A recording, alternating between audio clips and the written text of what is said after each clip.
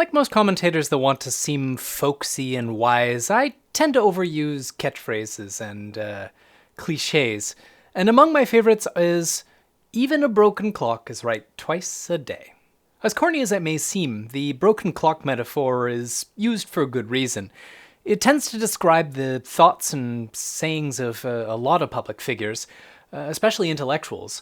There's an awful lot of times when, we're wrong. Nobody's infallible, certainly not me, and I don't claim to be. I'm certainly not claiming to be an authority in any subject or topic. There are times, indeed, when I am wrong. I may misspeak, I may have faulty logic, I may have faulty information coming at me, but, I try to be as right as much as I possibly can. And even the people that I fundamentally disagree with, every once in a while, they make a good point. They may say something that, maybe if decontextualized, might even match what I'm trying to say as well. I may strenuously disagree with, say, Ontario Premier Doug Ford, who is a Conservative. He's a member of the Conservative Party, and most of the time I think he's completely wrong, but every once in a while he'll make a policy decision or make some sort of judgment that is 100% accurate from my perspective. As thinking people, we need to make allowances for these moments, when somebody that we may fundamentally disagree with makes a good point, or when somebody that we're on the same side as is wrong. This allows us to see ourselves not as always right, but as just people that have opinions and are processing information. This is not to say that we shouldn't make judgments. We shouldn't necessarily listen to everybody.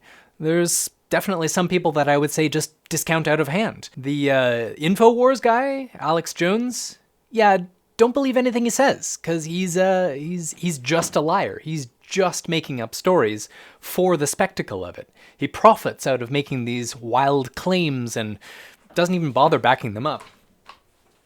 Whoa, I'm being upstaged.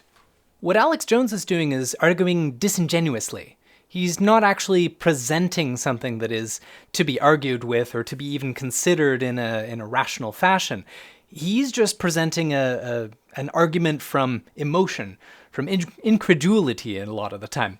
He's effectively just deploying fallacies as if they were an argument.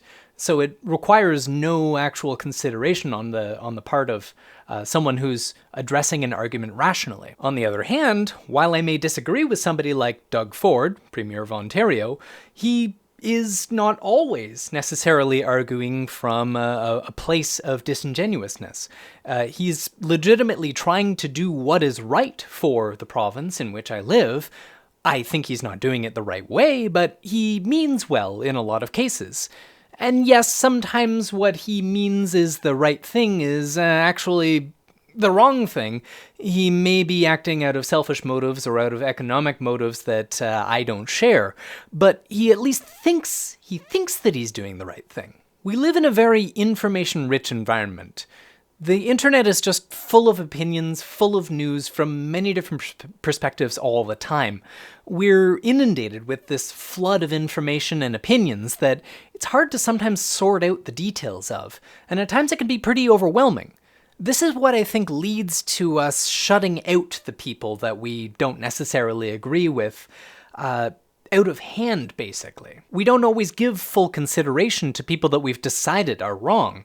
And likewise, they don't necessarily give consideration to our perspectives. That's not to say that we need to give everybody the same time of day. There is, of course, people that we need to shut out. I try to be as patient as possible. I'll give people the benefit of the doubt if they seem to mean well in conversation.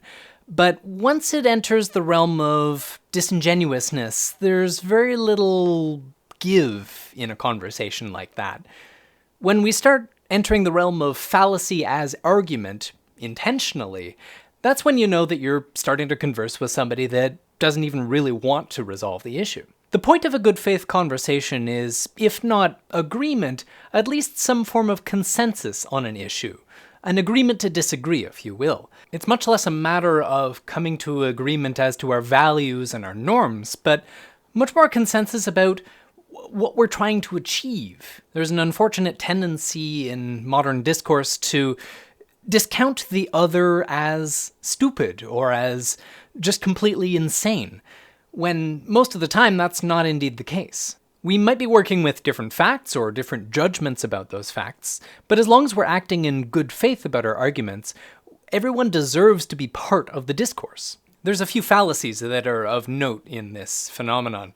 The biggest one being the red herring fallacy, where someone will put up a piece of irrelevant information or nitpick a factual problem or even a phrasing issue that's been presented in an argument, and then use that as a way of discounting the entirety of the argument.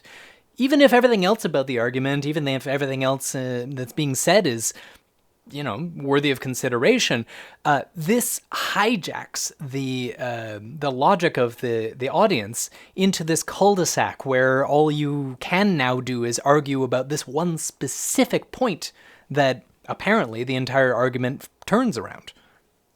A related fallacy is the fallacy. One where if you point out one fallacy in an argument, that means the entire argument is completely null and void. This can sometimes be the case if that fallacy is a linchpin of the entirety of the argument, but it doesn't necessarily discount the entirety of every argument if one fallacy has been committed. This also prompts a discussion of what do you do with the works of monsters? What do you do when someone who has done great things or has great ideas has committed some sort of failure? Say J.K. Rowling, who made some excellent art that was before its time in a lot of... Hey, cut it out!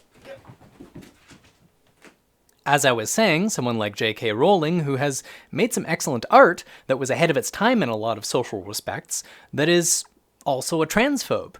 What about Martin Heidegger, who is literally a Nazi, who also was at the foundation of a lot of philosophical thought in the 20th century? These people aren't all bad. They certainly do have some bad views, and some of the extensions of their views have been used for very bad things, but you can't throw out the baby with the bathwater. Ooh, more cliches. There are no perfect people. There are no perfect arguments. There is no perfect knowledge of the world.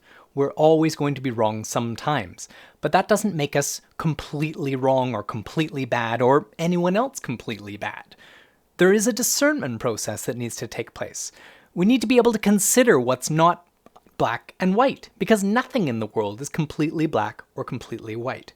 It's all just shades of gray. See you tomorrow.